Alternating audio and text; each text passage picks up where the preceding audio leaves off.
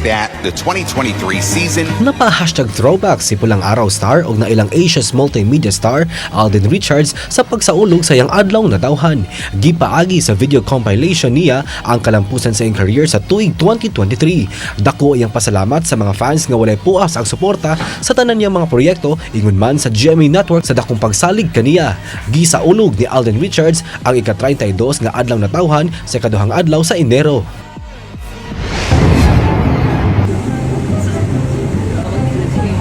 Where's the lavatory?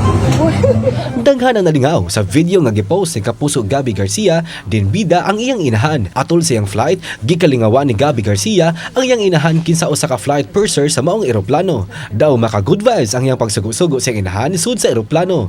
Matud pa sa aktres nga kilos-kilos din ngadto sa iyang inahan kinsa mo'y sagad nga linya kung anaa lang sa balay.